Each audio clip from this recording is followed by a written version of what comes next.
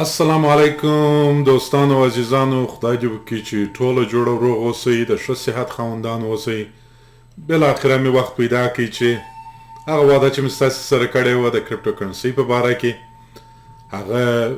ویډیوګانې به شروع کړو د خیر سره. دا بیا اوله ویډیو یې او بیا به په سلسله په دغه سلسله به نورې ویډیوګانې هم نشر کړو چې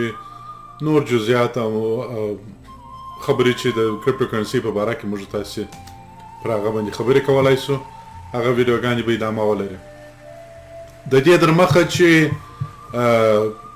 د کرپټو کرنسۍ په باره کې خبرې شروع کړم، زه به یو دوې خبرې د خپل ځان په باره کې وکړم. زما نوم احمد قوي بریښ دی. زه تقریبا 20 کاله کېږي چې په آی ټي او سافټویر انجینرینګ کې کار کوم. فعلا هم اوس په یو امریکایي کمپنۍ کې د سافټویر انجینر په حیث کار کوم. د تقریبا د 2015 کال د پای څخه یا 2014 کال د شروع څخه چې تقریبا 15 کاله کېږي د کرپټو کرنسۍ سره انوالو یم. کرپټو کرنسۍ په ډیولپمنټ باندې مې کار کړی دی، ټیکنالوژي باندې مې ریسرچ کړی دی، په خپله مې په مارکیټ کې د راکړې ورکړې په مارکیټ کې مې برخه اخیستې ده. نو غواړم چې دغه 15 کلن تجربه د اوسني حالاتو سره ستاسې سره په دغه ویډیو کې شریکه کړم او هغه شیان چې د ویلو دي چې دوستان وکولی شي دغه څخه ګټه واخلي په دغه ویډیو کې به ستاسې سره شریک سي. اوکې، په دې ویډیو کې به اول پر دې باندې خبرې وکړو چې کرپټو کرنسۍ څه شي ده،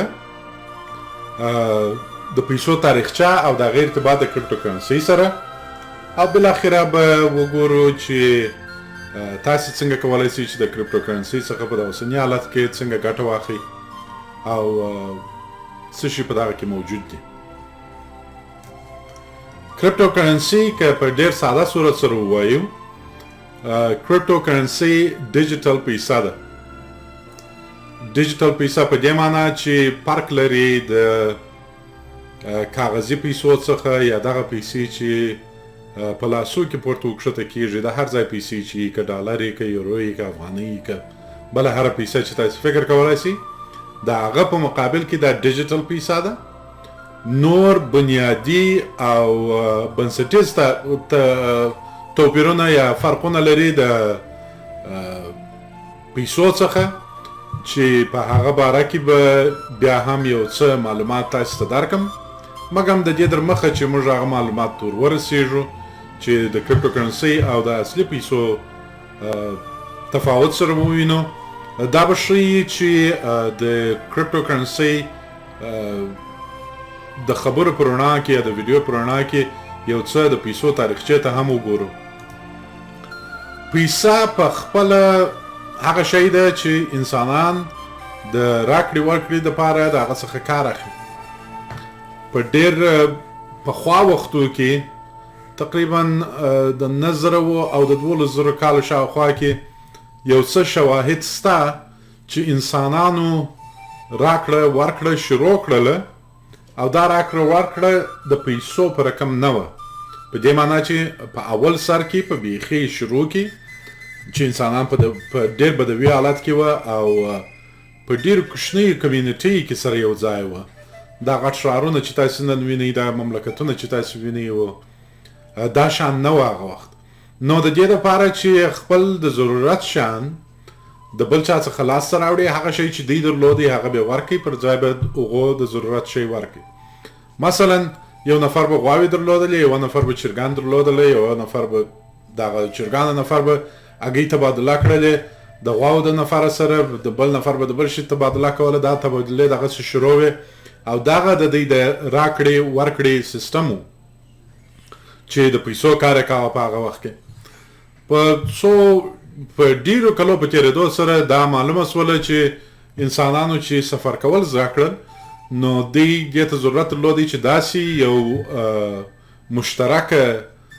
پیسه یا داسې مشترک یو شی چې په هر ځای ته چې دوی ولاړ سي هغه د خپل ارزښت ولري او دوی وکولی شي چې هغه شی ته چې ضرورت لري په واخلي. نو دوی چې به سفرونه کوله د دې دپاره بهترین شی طلا وه. نو خلکو په طلاو راکړه ورکړه کوله مګم مشکلات یې درلودل هغه طلا هم په دې خاطر چې دا طلا ټوټه کول یا کوچنۍ کول ډېر مشکله وه تقریبا امکان یې نه درلودی چې مثلا ته وکولی سې چې د لږو طلاو یو شی رانیسې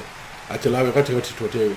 نو په دې باندې هم په تقریبا ډېر وخت باندې تیر سو په سلهاو کلونه یا شاید په زرهاو کلونه باندې تیر سوي چې د هغه وخت حکمرانانو او پاچاهانو تصمیم ونیوی چې دا طلاوې په دا رقم اسانه نه پورته وکښته کېږي یا د یوه ځای څخه بل ځای ته نه وړه کېږي نو دوی خپل په نامه سکې جوړې کړلې او دا سکې رواج شولې اولین پلا دپاره سکه په ترکیه کې د ترکیې پاچا والې وه چې دا نو تقریبا 900 کاله د حضرت عیسی د تولد در مخه یو څه په تاریخ کې دا راغلی دي چې دا اوس په ترکیه کې یو سړی یو پاچا خپل په نامه سکه والې وه نو دغه د سکو رواج شروع سو چې پیسې د طلا پر ځای باندې خلکو سکې درلودلې پاچاهانو به دا طلاوې خپل په خزانو کې ساتلې او دا سکې خلکو ته ورکولې چې د دې دپاره چې د هغه څخه استفاده وکړي د تبادلې دپاره مارکو پولو چې چین ته ولاړی د ولیدل چې په چین کې خلک د سکو پر ځای باندې د کاغذ څخه کار اخلي د پیسو په رقم نو دی چې بیرته اروپا ته راغلی اروپایي خلکو ته یې دغه ورښکاره کړله چې د کاغذ څخه کار واخلي وزن یې لږ دی اسانه وړل کېږي او راوړه کېږي او تقسیمول یې هم اسانه دي نو په 18مه پیړۍ کې په سویډن کې د اولي پلا دپاره د سویډن پاچاهي خپل په نامه کاغذي پیسه چاپ کړله او بازار ته راویستله نو هغه چې د کاغذي پیسو جریان شروع سو زموږ ستاسې په وطن کې هم همدا اوس کاغذي پیسه روانه ده مګم اروپایي مملکتونو یا د دنیا پیشرفته مملکتو قرار د کاغذي پیسو په څنګ ته د نورو قسم راکړې ورکړې څخه هم کار اخیستل شروع کړه چې د هغه جملې څخه د کریډټ کارټو د بانک کارټو کارو د هغه وروسته په 80مه او په 90مه لسیزه کې الکترونیک پیسې دغه خپله د ستاسې ډالر یا یورو یا افغانۍ وه چې تاسو به کولی سوای چې الکترونیکلی یا د انټرنټ د لارې د یو چاته او بل چاته واستوي مثلا ویسټرن یونین یا دا سیستمونه کرار رامخته سول او دوی د انټرنټ څخه کار واخیستي چې خلک پیسې پشکې واستوي نو کرار یې اسانۍ پیدا کولې که په دې حالت کې ورته وګورو زموږ ستاسې وطن تقریبا تر اوسه پورې هم د کاغذي پیسو په جریان کې پاته دی کاغذي پیسې به صورت عموم خلک ګټه ځینې اخلي د راکړې ورکړې دپاره د کریډټ کارټو او د بزنس کارډو یا د بانک کارډو عادتونه تر اوسه پورې په افغانستان کې دونه ډېر نه دي ټوله خلک اکسس نه ورته لري یا لاسته راوړلی نه سي او که لاسته هم راوړي بیا دا کارډونه په خارج کې د افغانستان استفاده نه سي ځینې کولی نو لیمیټیشنونه بیخي ډېر دي ورې مګم نوره دنیا دې حالت ته رسېدلې ده چې د ټولو څخه په یو وخت هم کار اخلي مثلا د کاغذي پیسو هم کار اخلي د کریډټ کارت هم کار اخلي الکترونیک پیسو هم کار اخلي او بالاخره په 2009 کال کې د هغه مشکلات چې ډالر ته ور پیدا سوي وه یا د ډالر د استفادې څخه پیدا سوي وه خلکو ته چې ډالر خپل ارزش د لاسه ورکوي او په عین جریان کې د خلکو جایدادو دغه سره ارزش د لاسه ورکوي او خلکو داسې فکر کاوه چې دا خو نو چون د بانک په لاس کې دی د دولت په لاس کې دی بانک که وغواړي یا دولت که وغواړي هر څومره پیسې چې چاپ کړي یا هر څومره پیسې چې لږ کړي قیمت یې لوړ کړي ویلیو یې ډېره کړي ویلیو یې لږ کړي دا د هغو په لاس کې دی نو هر مملکت دغه قدرت په لاس کې و بالاخره د امریکا په لاس کې ډېرترین قدرت دی چې د دې ډالر په لاس کې دی او ډالر د نورو پیسو پشتوانه ده نو د دغه شي دپاره داسې ویل کېږي او تر اوسه پورې 100% نه ده ثابته سوې چې دغه جاپاني ساینسپو او د کمپیوټر ماهر د ساتوشي ناکاموتو په نامه دغه اوله ډیجیټل پیسه جوړه کړه دا ډیجیټل پیسه د بیت کوین په نامه وه او د بیت کوین یوه غټه او بنسټیز فرق د اوسنۍ پیسو څخه دغه دی چې دا بانک نه لري داسې نه دی چې د یو دولت په لاس کې ده یا د یو بانک په لاس کې ده یا د یو حکومت په لاس کې ده چې هغه چاته ورکړي یا د تصمیم ونیسي چې یا موږ نور کو د دې په لاس یې قیمت پورته کولو کښته کول دا شان نسته پشکې کې دا پیسه صرف او صرف د ټکنالوژي پر اساس باندې جوړه شوې ده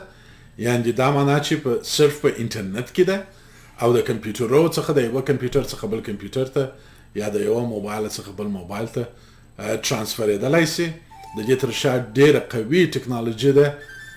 د دې د سیفټي لپاره د دې لپاره چې څوک د چا څخه غلا نه کړلی شي د دې لپاره چې څوک خیانت پشکې ونه کړي د دې لپاره چې څوک یوه پیسه دوه وارې دوه جلا نفرو ته وانستی دا ټول شیان په نظر کې نیول شوي دي او په د اخرو 12 کلو کې دا هر ورځ پر دې باندې کار شوی دی چې دا نور هم ښه سي او نور هم مخ ته ولاړ سي په داسې حالت کې چې وکولای سي چې یو وخت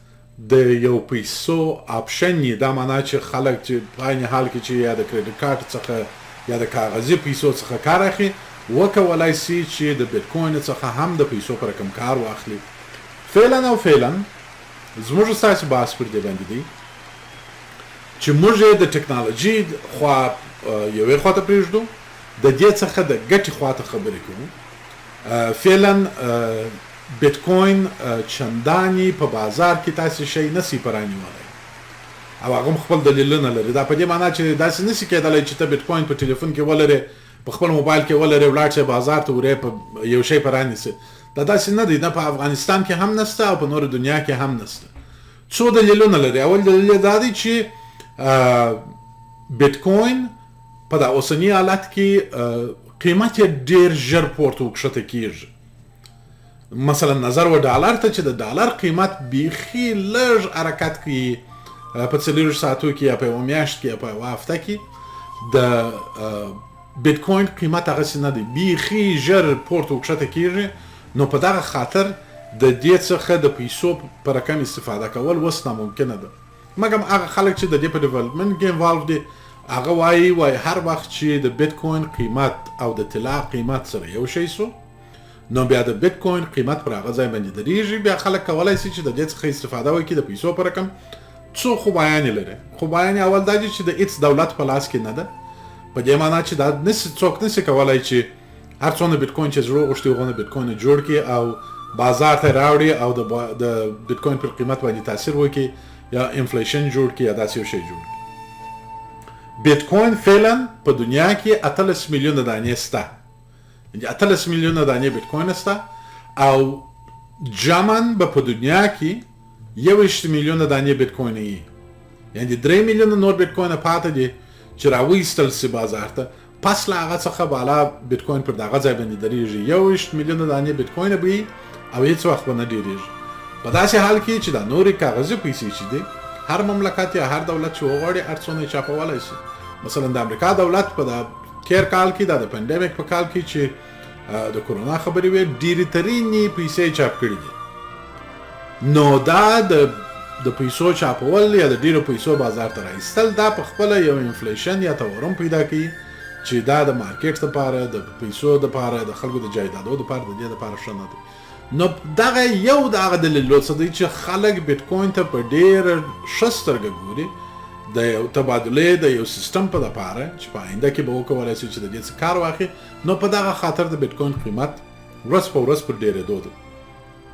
فعلا یې قیمت چې موږ اوس د جون د میاشتې د 2021 کال د جون میاشته د بیټکوین قیمت د 16,000 په شاوخوا کې دی یو بیټکوین په 16,000 ډالر دی دا تقریبا یوه میاشت تر مخه د بیټکوین قیمت 80,000 ډالر ته لوړ ولاړی بیرته راکښته سو 15,000 ډالر ته راغلی دی اکثره هغه خلک چې د دې کار پوهان دي او په دې کې لاس لري او پوهیږي چې بیټکوین باید چیرې ولاړ سي داسې وایي چې که بیټکوین تقریبا 2,50,000 ډالر ته یوه دانه ورسیږي او امکان لري چې د 2026 کال تر پایه پورې دا 2,50,000 ډالر ته ورسیږي نو په هغه وخت کې قیمت د طلا سره یو شی کېږي نو دا به پر هغه قیمت باندې درېږي مګر نور پوهان دي چې هغه وایي دغه رقم حال چې دا اوس په دنیا کې شروع دی د پیسو په تبادله کې امکان لري چې د بیټکوین قیمت 1 میلیون ډالر ته ورسیږي په دې خاطر چې یو وارې 23 میلیونه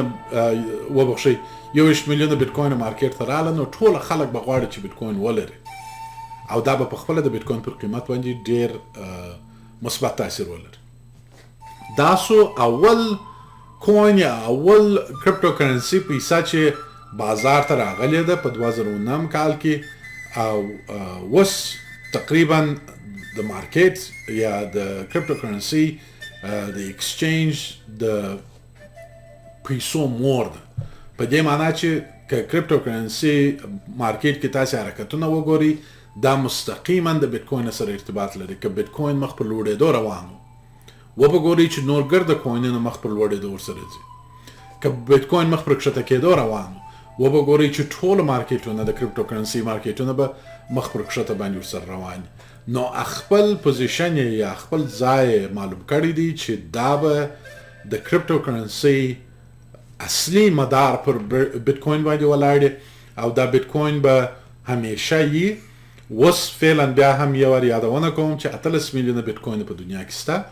جامن به 21 میلیونه بیت کوین و بازار ته راځي او پس لا هغه به بل بیت کوین نه جوړیږي نو دا په خپل د بیت کوین د قیمت پر ډیرېدو باندې ډیر غټ تاثیر لري اوس مونږ راسو و دې ته چې تاسو د کرپټو کرنسی څخه څنګه ګټه اخیستلای شئ په دې اخر وختو کې تاسو شاید لیدلی چې ډیر خلکو په کرپټو کرنسی کې ځانونه ورچولي دي پاخته سوي دي په دې معنی چې رانیولي دي او بیخي ډیره اندازه خلکو په دې کې ډیر تاوانونه هم کړي په دې په هغه باره کې چې خلکو ولې تاوانونه کړي دي په هغه کې به بیا په یو بل ویډیو کې خبرې وکړو مګر د دې ویډیو په جریان کې به وګورو چې تاسو څنګه د کرپټو په باره کې نور معلومات لاسته راوړلی شئ د کرپټو کرنسی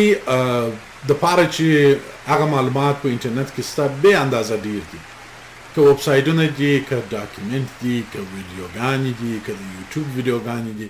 دا ټول په میلیونو ستا تاسو کولای شئ چې د هغه معلومات څخه کار واخلئ سر په خلاص کړئ چې اصلا بیت کوین څنګه دی او څنګه په هغه د هغه څخه رانیول خرڅول کیږي نو د دې کار دپاره چې که په انګلیسي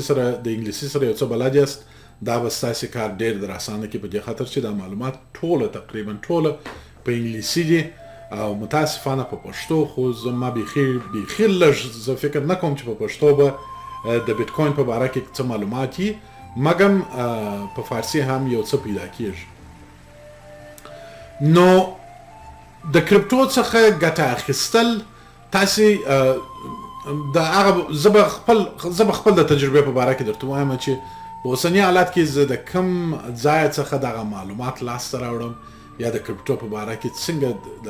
کوم ویب سایټ څخه کار اخلم چې په هغه کې خپل معلومات لاسته راوړم د هغه ویب سایټ چې زه فعلا کار ځینې اخلم د هغه ویب سایټ نوم دی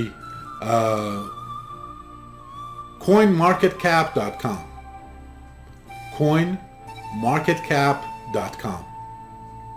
د coinmarketcap.com خوبایی چی شده زه ولې د دې ویب سایټ څخه کار اخلم ولې د بلې څخه کار نه اخلم بیا په هغه باره کې به هم په دې ویډیو کې ستاسو سره یو څه خبرې شریک کړم اوکې اوس به راسو د coinmarketcap.com صفحې ته او وګورو چې په دې صفحه کې مثلا هغه دوستان چې د اولې پلا دپاره د کرپټو کرنسۍ سره بلدیږي چی شي په دې صفحه کې پیدا کولی شي او چی شي څه رقم معلومات دلته شته د صفحې په سر کې که وګورئ درته وایي 10200 دا په دې معنی چې فعلا بې له بیت کوین څخه چې بیت کوین باندې موږ خبرې وکړلې چې اوله کرپټو کرنسي وه اوس جمعا تقریبا 10200 رقمه کرپټو کرنسۍ شته چې خلک یې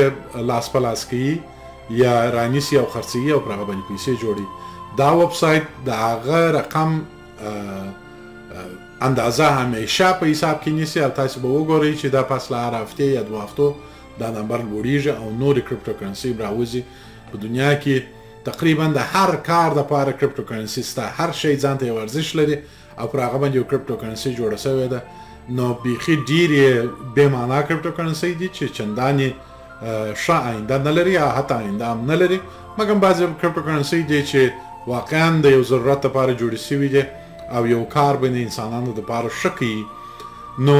د هغه وروسته به بیا وګورو چې دلته ایکسچینجز درته وایي 300 واتیا یعنی تقریبا جمن 380 اکسچینج په دنیا کې شته چې تاسو کار جنې اخیستلای شئ. مارکیټ کاپ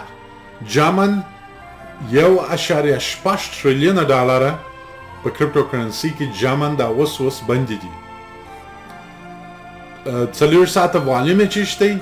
111 بلیون ډالره په د تیرو 4 ساعتو کې په کرپټو کرنسی کې پورته وکړه شوی دي. ډامیننس کم کرپټو کرنسی دا اوس د مارکیټ غټه ترینه حصہ جوړوي. بل اخره په دې ځای کې به تاسو وینئ چې بی ټی سی چې د بیت کوین علامه ده، بیت کوین تقریبا 42% د مارکیټ څه چې پیسې په مارکیټ کې باندې دي 42% په بیت کوین کې باندې دي. دا معنی چې بیت کوین اوس هم د دنیا ډېرترین خلک چې په کرپټو کرنسی کې اخته دي یا پورته وکښته کوي رانیسي او خرڅوي 42% د هغه څخه ټوله یوازې په بیت کوین کې دي. دوامه دانه چې ورنږدې دی مګم ډېر هم ورنږدې نه دی هغه ایتریوم دی. ایتریوم علامه ETH ده، هغه 18.5% د مارکیټ پیسې په ایتریوم کې باندې دي. دا دوه چې سره یو ځای کې دا تقریبا کېږي 80% د دواړو ده. هغه نور 40% چې دي هغه پر د 10200 بیت کوینو باندې تقسیم کوي چې په هر یو کې یو اندازه پیسې باندې دي. نو غټه ترینه حصہ بیا هم دا یادوم چې غټه ترینه حصہ په بیت کوین کې اوسنی خلک چې انویسټمنټ کوي په بیت کوین کې کوي. دا نور کوچني سټاکونه یا دا نور کوچني کرپټو کرنسی چې دي هغه بیخي ډېرې دي جمن 10200 ودانې دي. دا ETH ګاس دا به بیا وروسته په بله ویډیو کې پر دې باندې خبرې وکړم. دا بله معنا لري، دا اصلا هغه قیمت دی چې پورته وکښته ځي هره ورځ، هغه کمیشن دی چې تاسې ورکوئ د دې دپاره چې کرپټو کرنسي د یوه ځای څخه بل ځای ته واستوئ. دا تقریبا دا ډېرې پیسې نه دي. د ډالر د $1 یوه سلمه یا یو سلو 50 حصه ده دا دیش کویله چې د دې لپاره چې یو کرپټو کرنسي تاسو د یوه ځای څخه بل ځای ته واستوئ. پر دې باندې به زه بیا تاسو ته په بله ویډیو کې ډېر معلومات درکړم صرف د ETH ګاس په باره کې. دلته چې ښکته راسو تاسو وینئ چې دغه کرپټو کرنسیان یې لیست شوي دي او دلته د هغو په باره کې معلومات شته. نو زه به پر د اوله باندې یو څه نور جزئیات هم تاسو ته درکړم. اوله کرپټو کرنسي بیت کوین ده بیا هم، او دلته تاسو کولی شئ چې د پرایس پر قیمتو باندې کلیک وکړئ او تاسو به ښکاره کړي چې لوړه ترینه کومه ده، ښکته ترینه ارزانه ترینه بیت کوین په دنیا کې اوس څه شی دی او ګران ترین څه شی دی. دا یرن فاینانس بیت کوین په 44,000 ډالر دی، بیت کوین په 46,000 ډالر دی. نو بیت کوین اوس دوام نمبر دی په ګران ترین کرپټو کرنسي کې. که پر دې باندې بیا کلیک وکړم هغه ارزان ترینه کرپټو کرنسي دا نن راښکاره کوي چې هغه شیبا اینو ده چې دغه قیمت دی 0.000050. دا نو د یوه سنت یوه 10 زرمه حصه ده چې په هغه باندې تاسو کولی شئ چې یوه دانه شیبا اینو رانیسئ. شیبا اینو هم خپل یو څه مشکلات درلودله په اول سر کې چې راووتله، نوې کرنسي ده. په دې باره کې به بیا هم که امکان درلودی په نورو ویډیوګانو کې به خبرې وکړو. دا یو شی سو. نو زه چې بیرته دلته راسم بیا چې دا بیت کوین ته چې ورداخل سم د بیت کوین په صفحه کې بیا زه څه شی وینم دغه شی د هرې کرپټو کرنسي دپاره تاسې لیدلی سئ.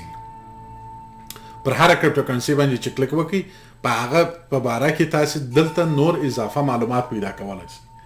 اکثره دوستان دا پوښتنه کوي چې کم کوین ښه دی، زه څه شي رانیسم څه شي راننیسم. اول خو دا خبره چې په امریکا کې دا غیر قانوني شی دی چې یو څوک چې لایسنس ونه لري، د فاینانس لایسنس ونه لري، هغه چاته مشوره ورکړي چې څه شي رانیسي څه شي مه رانیسه. دا ډېره خطرناکه خبره هم ده چې یو څوک یو چاته ووایي چې یو شی رانیسه او هغه مخ په کښته باندې ولاړ شي، بیا هغه داسې فکر وکړي چې والله دا خو نو تا ماته ویلي چې رانیسه. نو زه په دغه خاطر د دغه مشورې څخه همیشه ځان لرې ساتم چې چاته ووایم چې څه شي رانیسه څه شي مه رانیسه. مګر د دې دپاره لار شته چې تاسې کولی شئ چې په خپله ریسرچ وکړئ، معلومات لاسته راوړئ او زه به دغه د معلوماتو لار تاسو در وښیم چې څنګه دغه معلومات لاسته راوړئ چې وکولای شئ چې بیا په خپله تصمیم ونیسئ چې کومه کرپټو کرنسي ښه ده، کومه یوه زه رانیسم، کومه یوه رانه نیسم. مثلا بیټ کوین ته چې را داخل سو، اول شي ته چې تاسو متوجه یاست باید ورته متوجه سئ د بي ټي سي په نامه یادیږي. بي ټي سي د بیټ کوین علامه ده په اکسچینجو کې. تاسو چې به اکسچینجو ته ور داخل سئ بیا در معلومیږي چې دا بي ټي سي نوشته د بیټ کوین پر ځای باندې دا په خپله بیټ کوین دی. د بیټ کوین د نن قیمت دلته در ښکاره کوي په راسته لاس کې، درته وایي چې نن په تېرو 24 ساعتو کې کښته ترینه قیمت 15,000 و، لوړترین قیمت 30,000 و. دا شی در ښکاره کوي، دا ډېره مهمه خبره ده. درته وایي نور معلومات هم دلته شته چې تاسو ګراف کتلی سئ. دغه ګراف کتل هم ځان ته یو څه وخت غواړي چې تاسو یو څه ریسرچ پکې وکړئ او یو څه په وپوهېږئ چې دا ګراف کتل څنګه کېږي. تاسو چې ګراف ته راسئ وینئ چې ګراف هېڅ وخت پر یوه خط باندې دغسې ولاړ یو خط نه دی چې یا مخ پر لوړه روان وي یا مخ پر کښته روان وي یا پر یوه خط باندې روان وي. همیشه دغسې د زیګ زاګ په رقم پورته ځي او کښته ځي، پورته ځي او کښته ځي. نو د دغه کار پر اساس باندې چې دا مارکیټ دغه رقم دی چې دی یا پورته ځي یا کښته ځي، زه همیشه دوستانو ته دغه مشوره ورکوم او خدای دې وکړي چې هغه دوستان چې زما خبرې اوري او غواړي چې د کرپټو کرنسي مارکیټ ته ور داخل سي او غواړي چې انویسټمنټ وکړي، دغه شي ته متوجه اوسئ. دا ډېره مهمه خبره ده. هغه پیسې چې تاسې کولای سئ چې د لاسه ورکړئ، یوازې هغه پیسې په مارکیټ کې یا په کرپټو کرنسي کې بندې کړئ. صرف هغه پیسې چې تاسې کولای سئ چې د لاسه ورکړئ، یعنې بایلوئ، هغه پیسې په مارکیټ کې بندې کړئ. خدای نه خسته داسې حرکت ونه کوي چې هغه پیسې چې ستاسې د روزمره ژوند دپاره پکار دي په هغه پیسو تاسې انویسټمنټ وکړئ او داسې فکر وکړئ چې دا پیسې خو نه 2 چنده سي او 3 چنده به سي او 100 چنده به سي، پلانکې خو پیسې پشکې جوړې کړې، پلانکې کور پرانې وي، پلانکې موټر پرانې وي، یا هغه رقم فکر مو ورته کوئ. تاسې چې کرپټو کرنسي مارکیټ ته ورداخلېږئ او شروع په کوئ، دغه تر ټولو مهمه خبره ده چې صرف هغه پیسې په بندي کوئ چې تاسې کولای سئ چې بایلوئ. نو کله چې مو دا پیسې پشکې بندې کړلې، مثلا ته $10 لرې، د هغه څخه صرف $100 په کرپټو کرنسي بندي کړه. د هغه $100 دي که ته بایم لرې ستا پر روزمره ژوند باندې تاثیر ونه کړي، بد تاثیر پر ونه لري. نو په دې حالت کې که ته دا کرپټو کرنسي که په کښته حالت کې رانیسې یا په پورته حالت کې رانیسې، پر تا باندې دونه ډېر تاثیر نه کوي. دغه د غرقېدو حالت پر تا باندې نه راځي. غرقېدل هغه وخت کېږي چې تاسې څه چې دار نه دار لري هغه ټول په کرپټو کرنسي کې انویسټ کړئ او کله چې هغه مخ پر کښته ولاړئ ته داسې فکر وکړئ دا چې زه څه چې مې درلودلې، مثلا $1,00,000 مې درلودلې، هغه نن 40,000 سوي دي یا 10,000 سوي دي، دا خو زه غرق سولم. زما پیسو $80,000 څه سولې؟ خو دغه د جستي په جستي ورکې سولې. نو په دغه حالت کې خلک پانیک ته ځي یا وارخطایي ته ځي او داسې حرکتونه کوي چې هغه یې 100% په تاوان. نو که تاسې دې ته وګورئ، کرپټو کرنسي یو شی چې زه درته وایم په دغه رقم چې د اوسنۍ ټکنالوژي د اوسنۍ دنیا روانه ده، دا به هېڅ وخت نه صفر کېږي. خدای دې وکړي چې په $80,000 به مو نه رانیولئ، دا هېڅ وخت نه صفر کېږي. نو که تاسې صرف هغه پیسې چې کولای سئ بایلوئ او ستاسې ژوند په هغه پیسو پورې نه دی تړلی، هغه مو پشکې انویسټ کړي، نو تاسې بیا کولای سئ چې دې ته ماتله سئ چې بیرته ځان راپورته کړي.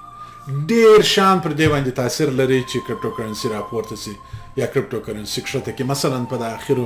2 هفتو کې یو د غټو ترینو خبرو څخه چې پر کرپټو کرنسي باندې تاثیر وکړي هغه دا و چې د چین حکومت اعلان وکړي چې په چین کې به بانکونه کرپټو کرنسي اجازه نه ورکوي چې خلک کرپټو کرنسي پشکې تبادله کړي او هغه خلک چې د کرپټو کرنسي ماینینګ سیستمونه لري په چین کې هغه به بندوي. نو دغه حرکت چې دا اوس چې په اخر 2 هفتو کې تاسو وینئ چې کرپټو کرنسي مخ پر کښته باندې روانه ده، دغه خبر غټترین تاثیر باندې کړی دی چې کښته یې راوستلې ده. مګر هغه چې موږ تاسو په اول سر کې وویله، کرپټو کرنسي نه د چین د حکومت ده نه د چین د حکومت په لاس کې ده. صرف هغه دی چې دی د چین وګړي، هغه خلک چې په چین کې ژوند کوي او د هغه ځای تر قانون لاندې دي، هغه به نشي کولای چې په کرپټو کرنسي معامله وکړي. مګر نور دنیا کې دا پرابلم نشته. په نورو دنیا کې دا آزاده ده خلک کولی شي چې د هغه څخه ګټه واخلي نو بالاخره دغه خبره به کرار بیرته نورمالایز کیږي او دا کرپټو کرنسي به بیرته خپل هغه حالت ته راځي چې مخ په لوړ باندې ځي نو بیا هم یوارې بیا هم د زړه د کومې د ورور په رقم ستاسې څخه خواهش کوم صرف هغه پیسې چې تاسې کولی شئ چې بایلوي او ستاسې پر ژوند باندې بد تاثیر نه کوي هغه پیسې په کرپټو کرنسي کې انویسټ کړئ د ډېرو پیسو د انویسټمنټ څخه ځان وساتئ هغه پیسې چې ستاسې د روزمره ژوند پیسې دي یا ستاسې سیوینګ دی په هغه باندې بازي مه کوئ هغه مو ژوند درته به کوي خدای نخواسته او هغه د غرقېدو حالات یې هغه خلک چې ځان داسې احساسوي چې غرق سوي دي تاسې هغه حالت ته بیایي نو دا دویمه خبره نو بیرته به راسو دې صفحې ته چې په دې صفحه کې موږ تاسې نور څه وینو بل مهم شی چې په دې صفحه کې وینو مثلا یو څوک شي د اولي پلا دپاره یې کرپټو کرنسي شروع کړي دی به راسي د coinmarketcap.com ویب سایټ ته یو کوین به انتخاب کې مثلا یو چا ورته ویلي چې پلانکی کوین یا پلانکی کرپټو کرنسي رانیسه هغه ښه ده مثلا یو چا ورته ویلي چې ایتریوم رانیسه ایتریوم صفحې ته چې ورسي هغه عیني شی دی هغه معلومات چې د بیتکوین په باره کې و د هغه معلومات د ایتریوم په باره کې هم شته یو مهم شی د هغو څخه دغه دی چې اوس نو چې مثلا ما یو کوین انتخاب کړي یا یو کرپټو کرنسي یو چا راته وویل زه داسې فکر کوم چې هغه زه رانیسم نو چیرې رانیسم تاسې چې هر کوین چې مو انتخاب کړي هغه پسې تاسې هم کولی شئ چې په دلته سرچ پسې وکړئ ضرور نه دی چې په دې لیست کې ټوله وګورئ دلته چې سرچ په یو کوین پسې وکړئ یوازې هغه کوین در ښکاره کوي نو سرچ چې پسې وکړئ هغه کوین راپورته کوي درته وایي چې په څه حالت کې دی څه حال یې دی څه شي په کېږي او د هغو معلوماتو په څنګ کې یو بل شی هم درته وایي چې په کومه مارکیټو کې تاسې کولی شئ چې هغه تبادله کړئ پر مارکیټ باندې چې کلیک وکړئ د ایکسچینجو نومونه در ښکاره کوي چې په کومو ایکسچینجو کې تاسې کولی شئ چې کرپټو کرنسي رانیسي او تبادله کړئ او په عین حال کې درته وایي چې په کومو پیسو ته په هغه ایکسچینج کې تاسې په کومو پیسو دا کرپټو کرنسي تبادله کولی شئ مثلا په باینانس یو اس کې تاسې کولی شئ چې په امریکایي ډالر دوج کوین رانیسي او تبادله کړئ نور ایکسچینجونه دي هغه مثلا د هابي ګلوبل په دې کې یوازې تاسې دوج په بیتکوین باندې رانیولی شئ نو دا رقم دا ټولو ایکسچینجو نومان در ښکاره کوي بیا د دې څخه به بیا وروسته خبرې وکړو چې ایکسچینج ته ورداخلېدل څنګه کېږي اوس نو بل شی چې ډېر مهم دی او که ستاسې سره په دغه لار کې کومک کولی شي چې تاسې څنګه تصمیم ونیسئ چې آیا دغه کوین چې یو څوک ماته وایي چې دا رانیسه یو چا مثلا تاسې ته مشوره درکړې تاسې یو ځای واورېدله یا په انټرنیټ کې یا په فیسبوک کې یا په بل ځای کې تاسې واورېدله چې دغه بیتکوین یا دغه کرپټو کرنسي یو چا درته وویله چې رانیسه تاسې کولی شئ چې دلته راسئ په دې هغه خپله د کوین اوورویو وګورئ مارکیټونه وګورئ چې په کومو مارکیټو کې خرڅېږي دغه د نیوز ټاب چې دی دا در ښکاره کوي چې دا د اوسنۍ ورځې نوي خبرونه د دغه کوین په باره کې چی شي دي چی شي مهم خبرونه په دغه کوین په باره کې راغلي دي صرف د دغه کوین په باره کې که څه هم په انټرنیټ کې د خبرو پیدا کول بیخي ډېر دي او په دې کې دا فلټرول یو څه مشکله ده چې سړی هغه دقیق اساسي خبرونه د یو شي په باره کې بل دي چې اعلانونه یې په هغه باندې خبر سي دا یو څه مشکله ده تاسې کولی شئ چې د دې څخه کار واخلئ دلته چې پر نیوز باندې کلیک وکړئ هر کوین چې مو انتخاب کړی په هر کوین کې چې مو ریسرچ کاوه د هغه کوین په باره کې دغه خبرونه چې دا اوس شروع دي د هغه خبرونه تاسو ته دلته درته وایي پر هر یوه باندې چې کلیک وکړئ هغه د هغه خبر جزئیات ور داخلیږي او د هغه ډیټیل کتلی شئ چې څه شي پشکې کې دي څه شي نه دي پشکې کې نو دلته د دغه صفحې څخه کار اخیستلو سره تاسې ډېرو معلوماتو ته لاسرسی پیدا کولی شئ په دې باندې دا هېڅ قیمت نه لري قیمت په دې معنا چې هېڅ ممبرشپ شی نه لري دې ته ضرورت نشته چې تاسې اکاونټ پشکې ولرئ که اکاونټ پشکې جوړ کړئ یو شی چې ما د اکاونټ په جوړولو کې ولیدی هغه دا و چې د دې پر ځای چې مثلا په دا سلهاو کرپټو کرنسي ته زه ګورم زه کولی شم چې ځان ته یو لیست پشکې جوړ کړم او صرف خپل لیست ته وګورم نو هغه څو کرنسي چې ماته مهمې دي هغه په دا لیست کې راځي دا نور اضافه کرنسي چې ماته ضرور نه دي چې ووینم یا ځای راڅخه ونیسي په هغه باندې هغه نه پر سکرین باندې. نو تاسو کولای شئ چې بل دې چې اکاونټ جوړ کړئ هم د دې څخه کار واخلئ. یو بل ډېر مهم شی په دې صفحه کې دی دا د لرنینګ ټاب دی. په لرنینګ باندې چې کلیک وکړئ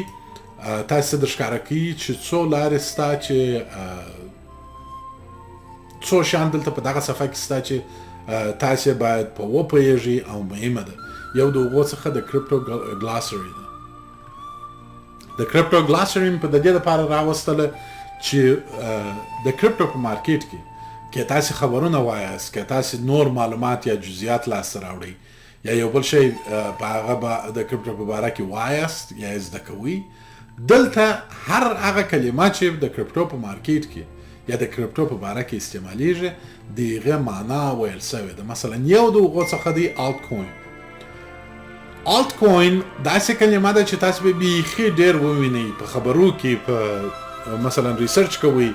یا په کرپټو کرنسی په مارکیټو کې به یو څوک وایي دا د آلت کوین ایکسچینج دی. د آلت کوین ایکسچینج دا معنا چې بیت کوین په خپله اوله کرپټو کرنسی وه. دا نور کوینونه چې د بیت کوین وروسته راوتلي دي هغه 10,207 کوینه چې مې تاسو ته ښکاره کړله دا ټوله جمع د آلت کوین په نامه یادېږي. یعنې دا الټرنیټیو کوینز دي نظر و بیت کوین ته. بیت کوین یو کوین دی دا نور ټوله الټرنیټیو کوین دي. دا شورټ دا د الټرنیټیو کوینز کلمه سره یو ځای کړې ده شورټ لنډه کړې ده آلت کوین. نو د آلت کوین کلمه چې وینئ نو بیا تاسو په دې باید متوجه یاست. دا خبره به مو دلته زده کړي چې آلت کوین دا معنا چې یعنې دا بیت کوین نه دی دا نور کوینونه دي. آلت کوین ټریډرز عین شی دی. یو څوک چې ټریډینګ کوي د بیت کوینز بېله بیت کوین پر نور ټولو کوینو باندې چې ټریډینګ کوي هغه ته آلت کوین ټریډرز وایي. نو دغه رقم معلومات تاسو کولای شئ چې په دا ګلاسري کې وګورئ سرچ پیسه وکړئ یا مثلا زده کړئ چې دا کلمې چې دا خلک استعمالوي د بیت کوین په مارکیټو کې دا څه معنا. اکثره وخت ما دوستان لیدلي دي چې هغو ته دغه مشکل لري چې دغه خبرې چې دا خلک کوي دا څه رقم شیان پکې وایي دا څه معنا او زه څنګه کولی شم چې په دې باندې مې سر خلاص. نو تاسو کولی شئ چې په دې ویب سایټ کې دغه معلومات هم لاسته راوړئ. د ویډیو په دې برخه کې به د ایکسچینجو په باره کې خبرې وکړو. هغه څه چې مې تاسو ته وویله تاسو د مارکیټ کاپ په صفحه کې ولیدل چې تقریبا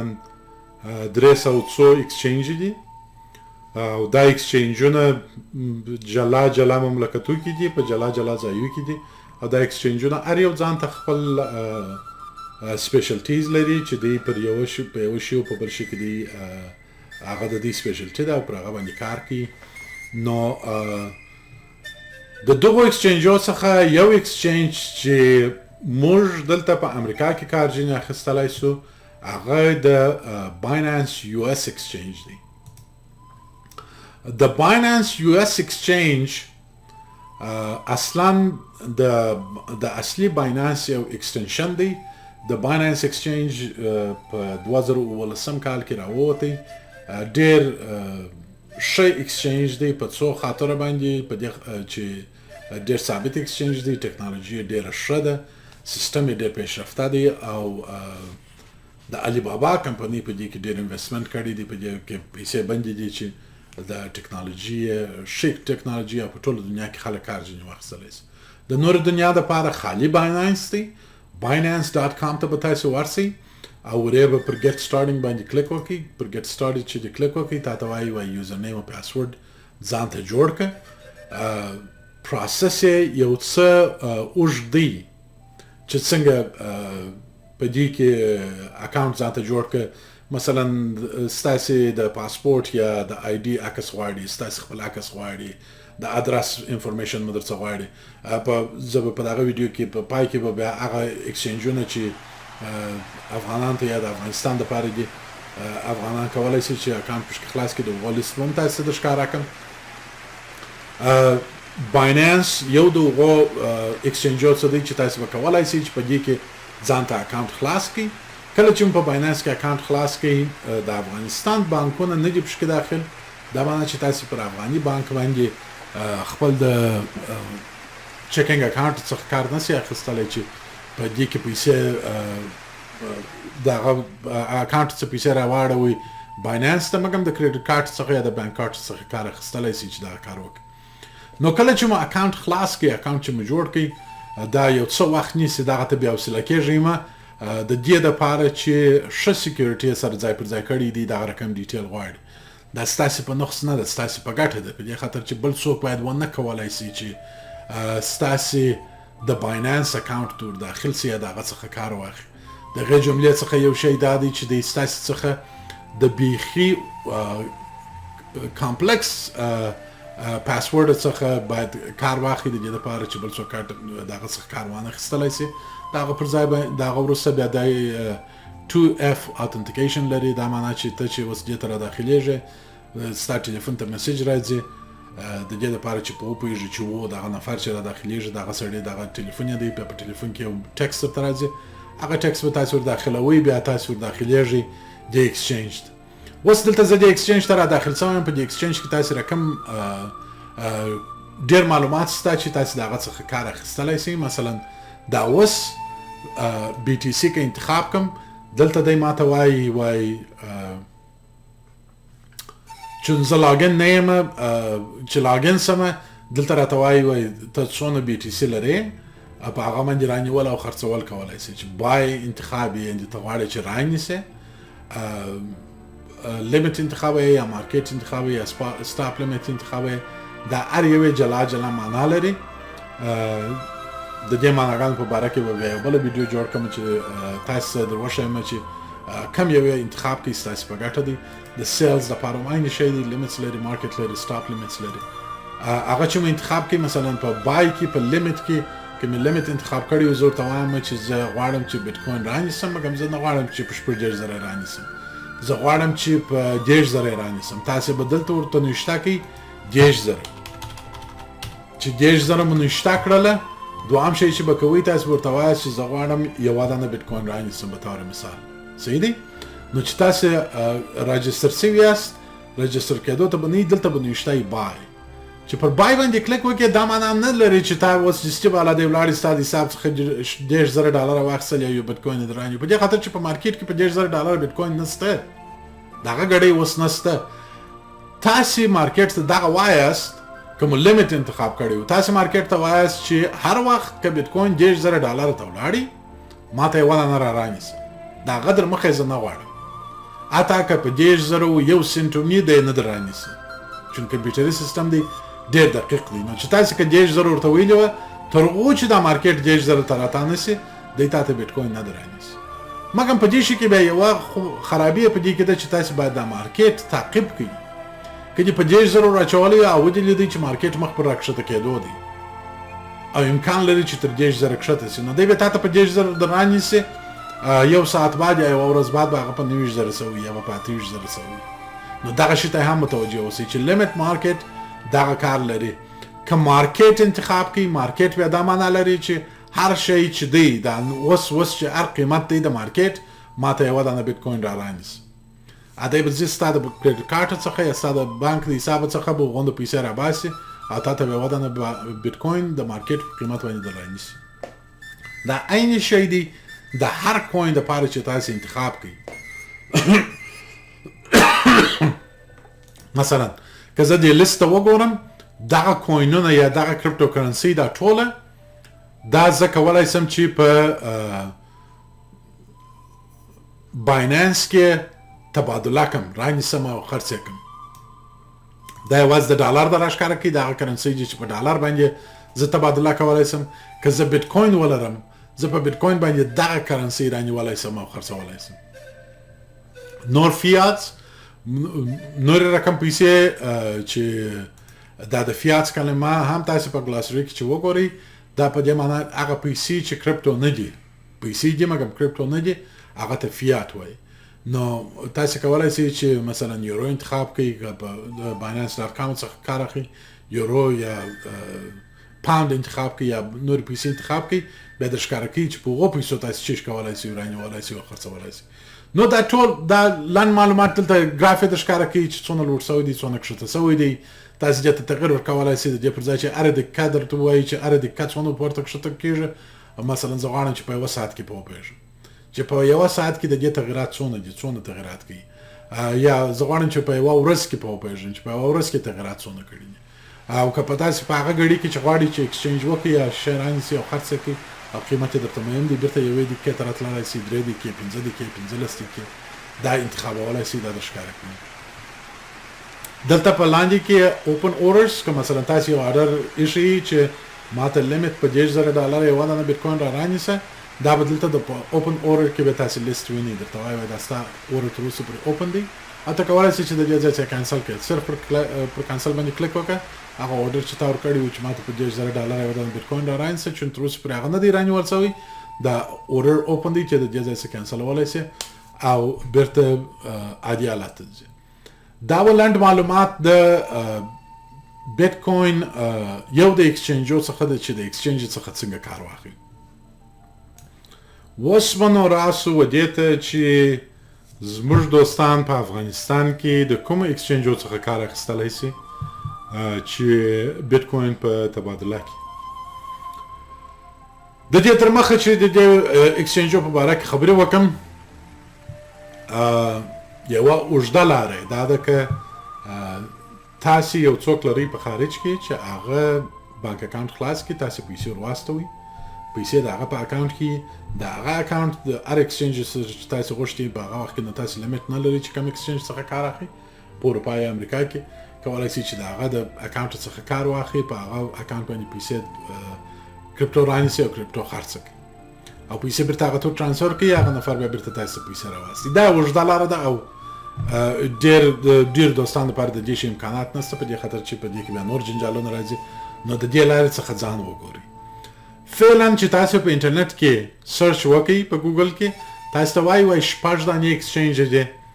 چې که تاسو په افغانستان کې یاست کولی سئ چې د هغو څخه کار واخلئ یو د دغو ایکسچینجو څخه خو باینانس و چې ما باینانس درته وایي دا کوین ماما ته زه ورغلم دا کوین ماما .com ایکسچینج ته چې تاسو ور داخل سئ د افغانستان څخه یو آپشن یې دی دغه مملکتونه په اول سر کې درته وایي ته په کوم مملکت کې تاسو کولی سئ چې افغانستان انتخاب کړئ کله چې افغانستان انتخاب کړئ خپل ادرس او نمبر اچوئ بیا هغه رقم چې په باینانس کې سکیورټي سیستم دی چې غواړي چې د ایکسچینج غواړي چې په وپېژنئ چې دغه نفر چې دا د کمپیوټر او مخ ته ناست دی بیا د دغه ټلیفون څخه کار اخلي د رښتیا هم دغه نفر دی نو د دغه د ثابتولو دپاره د ستاسې څخه څو پوښتنې کوي عکسونه درڅه غواړي د آی ډي یا د ستاسې د تذکرې یا د پاسپورټ عکسونه درڅه غواړي چې هغه معلومات د دوی سره وي چې همیشه په خبره چې دغه نفر چې لاګین سوی دی یا غواړي چې د دغه ایکسچینج څه یا د دغه پیسو څخه چون د پیسو خبره ده د دې دپاره د ډېر ټینګار پر دغه باندې کوي چې دا سکیورټي یې ښه ځای پر ځای نو که بیا دوستانو غوښتل زه به بیا د ایکسچینجو د سکیورټي په باره کې هم یو ویډیو جوړه کړم دغه لنډ معلومات د اولي ویډیو په رقم د ایکسچینج په باره کې د ایکسچینج څخه د کار اخیستو په باره کې د کریپټو کرنسی په باره کې د کریپټو کرنسی تاریخچه د پیسو تاریخچه دا هغه لنډ معلومات ته چې ما غوښتل چې ستاسو سره شیر کړم که څومره ویډیو اوږده ده زه به کوشش وکړم چې ویډیو سکشنونه ولري او تاسو وکولی سئ چې هر سکشن چې تاسو غواړئ به هغه وګورئ د دې پر ځای چې ټوله ویډیو وګورئ د اوس لپاره مو پر لوی الله سپارم خدای دې وکړي چې جوړ روغ خوشحاله او ارام اوسئ د خدای په امان